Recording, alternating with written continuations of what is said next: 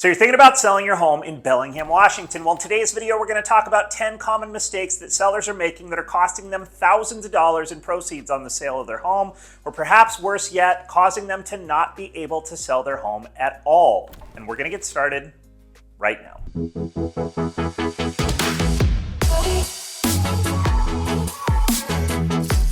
All right, so diving right in, number one on the list is overpricing the home. Now, how do we decide what the price is going to be when we're going to list a home? Well, the universally agreed upon method for determining a good approximate value of a home is the comparable sales approach. The comparable sales approach does exactly what the name would indicate. It looks for comparable sales. Ideally, these are sales that have occurred in your neighborhood. Ideally, these are sales that have occurred in the last 3 to 6 months. And ideally, these are properties that are remarkably similar to yours. So similar square footage, similar age, bedrooms, bathrooms, similar lot size.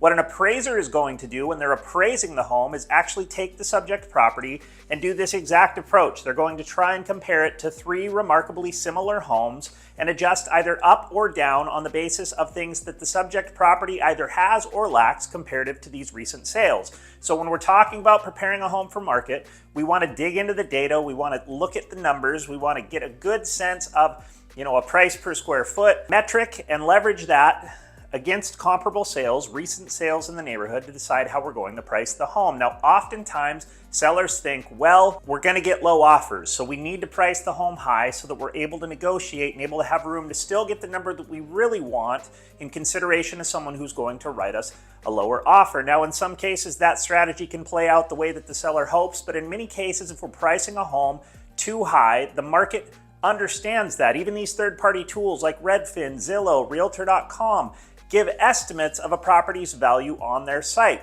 So if you've listed a home at a price that exceeds the estimated value by one of these third parties, that's a red flag, and it's going to cause a lot of sellers to take pause, prospectively not come and see your home even though it could be a fit. And now we've gone weeks without showings, weeks without offers, we're doing price reductions when we could have priced more strategically, gotten more people in the door in those first couple weeks, and ideally locked up the property under contract in that initial period of time. Mistake number one, a big one to avoid, overpricing your home. This is one of the most important reasons that you need to have a qualified, competent, skilled agent on your side to help you not only evaluate the price based on comparable sales, but also take into consideration the current market conditions. What's happening with interest rates? How much inventory is there? Do we have a lot of competition in the neighborhood? Have those homes recently sold? Can we push the market a little bit in this particular circumstance, or do we need to be conservative in our approach to make sure that we're getting eyes on the property? These are all things that are very, very important. So again,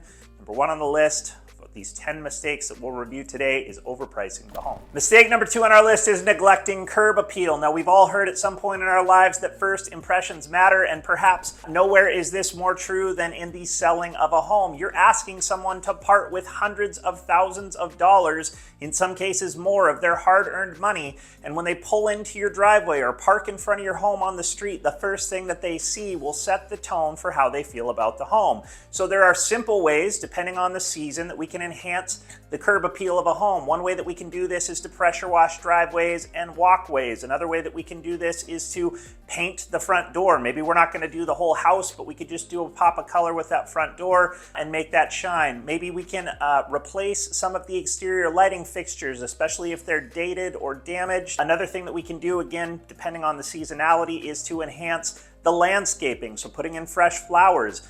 But it's really, really important that you make a strong first impression, and so you do want to invest as much time in the exterior of the property as you're getting ready to go on market as you do in the interior of the property as you're preparing that for showings as well. Number 3 on our list dovetails nicely with number 2. This is skipping home repairs and home preparation. Now, one of the biggest things that we want to do, especially if we're in a home that we've been in for a long period of time, maybe we've had children, maybe we've had pets, and there are lots of bumps and bruises and scuffs and nicks and dings that are throughout the home, whether that's on the walls, the trim, the floors, what have you. So we really want to be mindful of the same things that we were talking about with that curb appeal. We want to make a really good first impression when people are seeing the exterior of the home, and we want to make a really good impression when people are walking into the home. If we are avoiding these small minor repairs and updates that could be made to present the home in its best light, it will often cause a prospective buyer to wonder to themselves, well, if they haven't taken care of these minor things, what perhaps much bigger things could they have also been avoiding?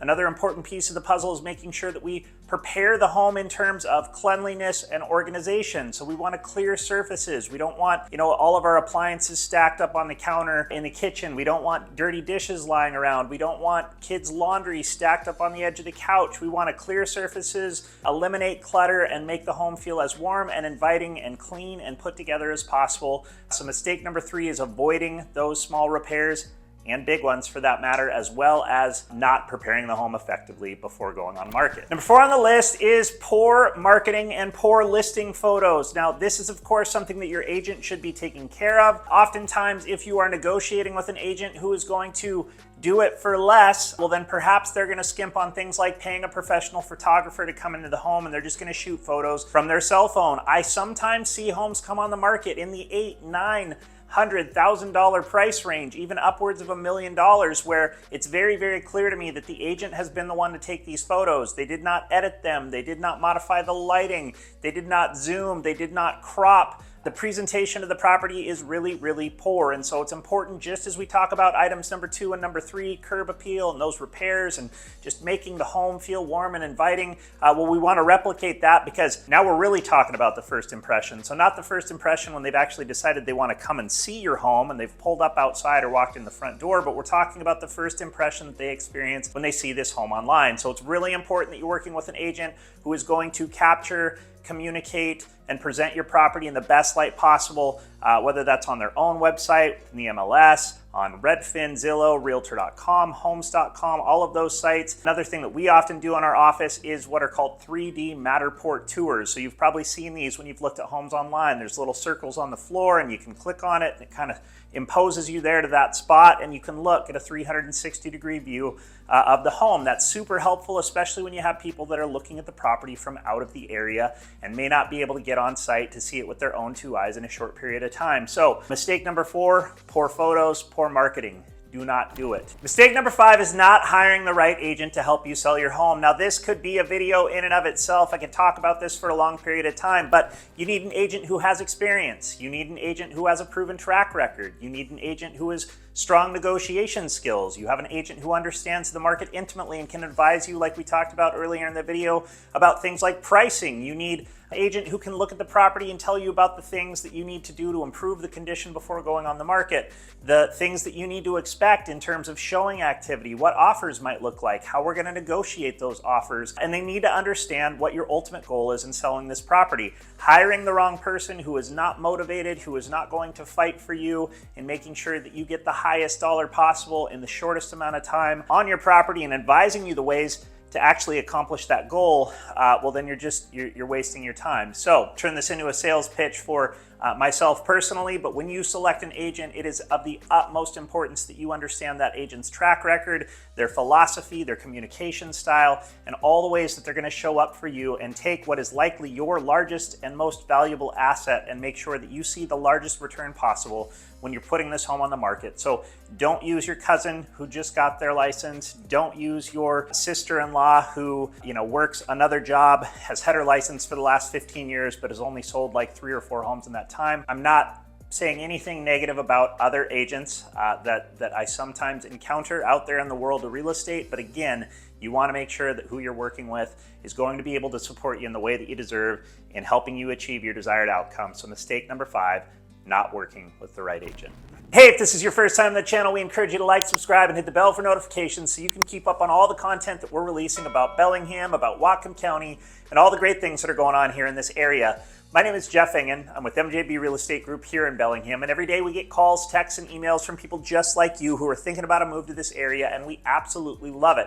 So whether you're thinking about moving tomorrow, 10 months from now, or sometime in between, we encourage you to reach out. You can find all of our contact information below, and I also want to share our free relocation guide that you can download via the link on the screen or the link below. It's completely free, no strings attached, here to help you decide if Bellingham is the right spot for you. But for now, let's get back to talking about these 10 common mistakes that sellers are making in the sale of their home. Number 6 on the list is a challenging one, especially if you have a family, especially if you have young kids, especially if you have a busy schedule, but that is limiting showing times and availability for people to tour your home. When you put your home on the market, presumptively you in fact do want to sell it, and so you want to be as open and as flexible as possible in terms of making sure that people can access your home quickly and easily, as they are often looking to make quick decisions, especially when new homes are just coming on the market. So if we're putting long lead times, really anything that's more than like 2 hours notice, if you're saying, hey, we really need 10 or 24 or 48 hours notice to show the property, that is going to eliminate a lot of prospective buyers. If you're blocking off large chunks of the day, this can be really difficult if you work from home and you have a busy schedule and you're in front of Zoom calls all day. But if you're blocking off large chunks of the day, hey, no showings until after 5 p.m. or no showings after 7 p.m. or only in such and such window, that is going to limit the opportunity that you have to get eyes on the property, and that is going to delay the time frame in which you can reasonably expect to get an offer. So when you are planning to go on the market, I encourage a lot of sellers, hey, maybe you want to put the home on the market, maybe you want to leave town for the weekend, or maybe you want to go on a vacation for a week so that the home can just be empty and we can get people access to it as quickly as possible. Mistake number 6, limiting showing availability. Number 7 on the list is a big one. I always encourage clients, especially those who have things like doorbell cameras, nursery cameras, or security cameras inside of the home. Number 7, do not listen to people going through your home during showings. It is inevitable that someone is going to make some sort of a comment about a paint color, about your decor, about something in your home that you love that they perhaps don't particularly care for.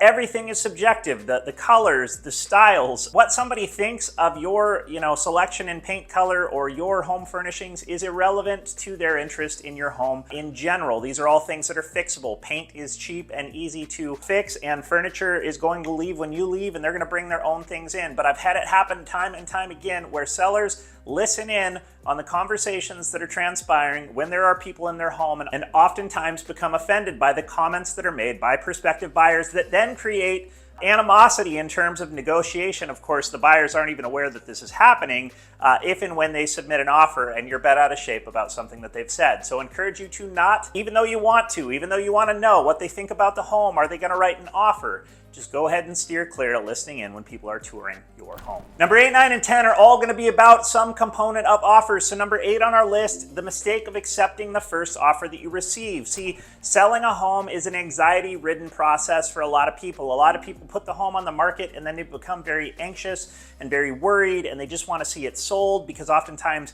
they're selling that home and they need that money from the sale to be able to buy their next home, and they just want to get across this, check this particular box, get across this particular bridge as quickly as they can. And so they're really excited to accept that first offer. Now, if the first offer is amazing, if it's, at list price and limited contingencies and it's a good offer, well then by all means, great. But if that first offer comes in and it's $50,000, $60,000, $75,000 below list price, and it comes with a host of contingencies that you're not particularly excited about, you can negotiate with that buyer. And if they're unwilling to negotiate, well then sometimes you just got to let that offer go and wait for the next one to come in. But don't feel like, especially if it's not a strong offer, that you have to accept the first offer that you receive. Number 9 on the list, do not take offers personally. Now, we just talked about this in number 8. You might get an offer that comes in low. It might have all sorts of contingencies. It might not be a very good offer. Do not take it personally. This is not a reflection on you. This is not a reflection on the quality of the home, although it could be, I guess, in theory, if the home has not been cared for and they're making a low offer to reflect that. Of course, that is something that happens. But generally speaking, if the offer is misaligned with the market, with the conditions, so on and so forth, do not take it personally. When we take the offer personally, it prevents us from being able to think clearly and rationally and respond to that offer and try and negotiate to see if we can actually get to a place where we can be in agreement, as opposed to simply missing the opportunity to work with this prospective buyer who knows what the reason is they're making a low offer. It could be that that's all that they can afford. It could be that they're playing the game as well. They think they've got to come in low because you're going to counter, and really they want to meet you somewhere in the middle. They'd be happy to do that, but they think they have to start here because you're here to ultimately get here. if that all makes sense. So, number 9 on the list, do not take offers personally. Number 10 on our list follows nicely behind number 8 and number 9, and that is the mistake of being unwilling to negotiate on an offer. Now, of course, we want to be preemptively having conversations with our agent about our expectations of where we're pricing the home and what kind of offers we're going to get and what kind of offers we're going to entertain. But this is a give and take relationship in which two parties are pursuing a mutual goal of buying and selling this home, and doing so in a manner that is mutually beneficial to both parties. So just like in a relationship, there's give and take. In the case of selling a home, there's give and take. Do you have to give away the farm? Do you have to bend over backwards? Absolutely not, but find a way that you can negotiate. Find a way that you can come the buyer's direction just a little bit, even if you're not overly excited about the offer that they've put in front of you, and try and continue that conversation to see if you can get to a place where both parties can feel good about what's agreed upon. Hey, as always, want to thank you for taking the time to watch this video. I hope it has been helpful and informative to you. Want to remind you one last time to like, subscribe, hit that bell for notifications, and encourage you to use my contact information that is found below. If you have questions about your home, about the market, if you're thinking about selling, I'm of course here to help and would love to support you in any way that I can. But again, one last time, thanks for watching this video. I look forward to seeing you again soon.